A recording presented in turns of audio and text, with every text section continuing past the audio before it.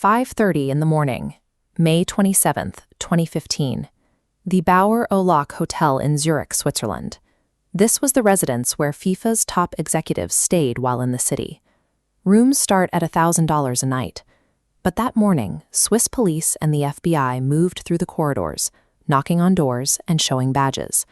7 of the most powerful men in world football were pulled from their beds, still in their hotel robes, and escorted through a side entrance in Fandkasse. Downstairs in the lobby, a scheduled FIFA Congress was set to begin in hours. The raid signaled that the organization's high-level executives were finally within the reach of global authorities. At that same moment in New York, U.S. Attorney General Loretta Lynch walked to a podium. She held a 164-page document containing 47 criminal counts against FIFA officials. The U.S. Department of Justice disclosed a trail of $150 million in bribes received over a period of 24 years. The people running the most watched sporting event on Earth had been operating as a sophisticated criminal enterprise for decades. From their headquarters in Zurich, FIFA operates as a Swiss nonprofit. This specific status provides extraordinary legal protections, including limited financial disclosure and minimal government oversight. FIFA uses this institutional privacy to manage the massive global revenue generated by World Cup broadcasting, marketing, and ticket sales. 4 billion people watched the 2022 tournament. Every 4 years, FIFA controls the distribution of billions of dollars in commercial contracts. The combination of absolute institutional privacy and billions in rotating revenue created an environment for systemic, unchecked theft. Chuck Blazer rose from coaching youth soccer in New York to become the General Secretary of CONCACAF and a member of FIFA's executive committee. He lived an extravagant lifestyle funded by the organization's expense accounts, traveling first class and dining at the world's most expensive restaurants. He lived in Trump Tower, where he rented a second apartment in the same building exclusively for his cats. In 2011, the IRS began investigating Blazer after he failed to file personal income taxes for years. This global criminal network was exposed because a single high-ranking executive ignored his tax bill. Facing prosecution for tax evasion, Blazer became an informant for the FBI and IRS. For almost 4 years, Blazer attended elite FIFA meetings and dinners with a recording device hidden on his body. He recorded officials discussing the sale of their World Cup hosting votes to countries in exchange for cash. In the case of the 2010 South Africa bid, a $10 million bribe was paid, which allegedly included a briefcase of American cash delivered in a Paris hotel room. Investigators identified corruption in the bidding for France '98, South Africa 2010, Russia 2018, and Qatar 2022. For 3 decades, the hosting rights for the World Cup were auctioned off to the highest bidder. The 5 years of secret recordings provided the evidence for the 2015 dawn raid in Zurich. 4 days after the arrests, the remaining delegates re-elected Sepp Blatter to a 5th term as president. Blatter resigned 4 days later as Swiss authorities opened a fraud investigation into a $2 million payment he had authorized. In total, the U.S. government accused 45 people and multiple sports companies of more than 90 crimes. The investigation exposed over $200 million in coordinated bribes and kickbacks. Chuck Blatter died from cancer in 2017 before he could be sentenced for his role in the scheme.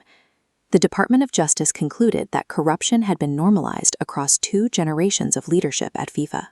The 2026 World Cup is arriving in the United States, Canada, and Mexico this June. FIFA has since appointed new leadership and implemented ethics reforms and transparency measures. However, the majority of the voters who awarded the 2022 World Cup to Qatar were subsequently indicted or banned from the sport for corruption.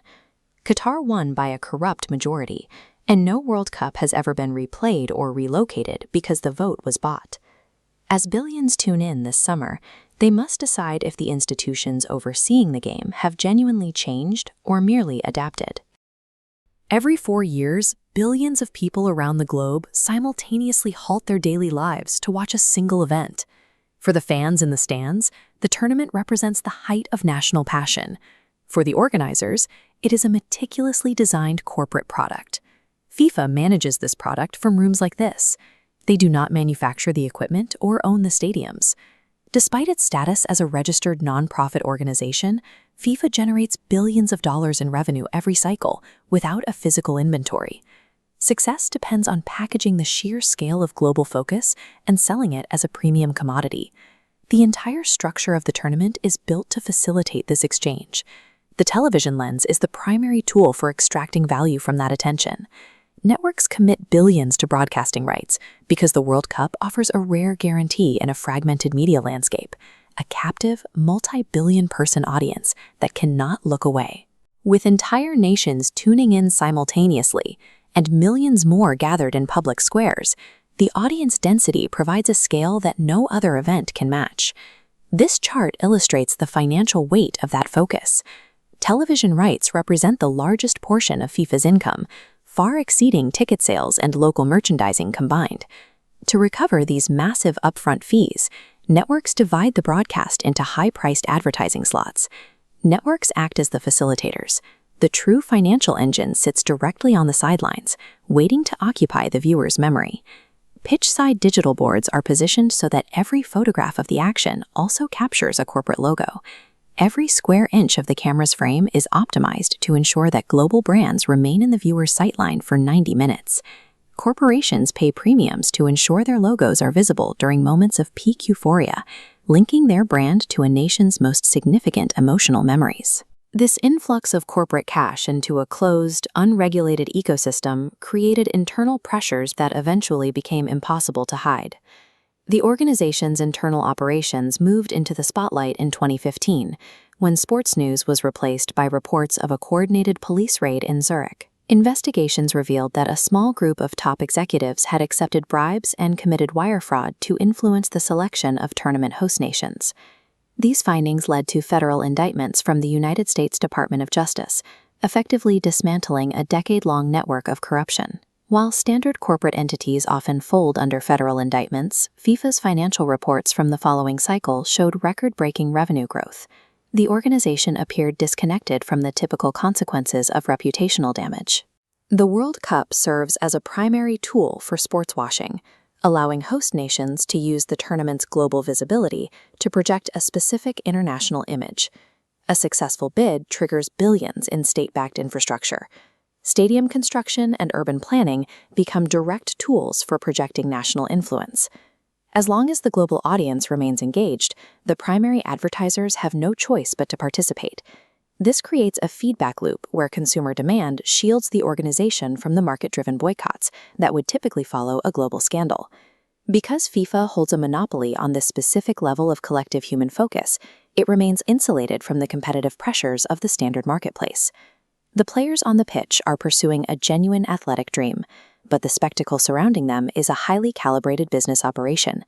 Every viewer who tunes in serves as the essential component that keeps the system functioning.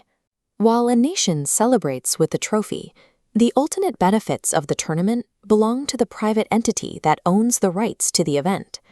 To explore the hidden systems behind global events, subscribe to Hidden File Media.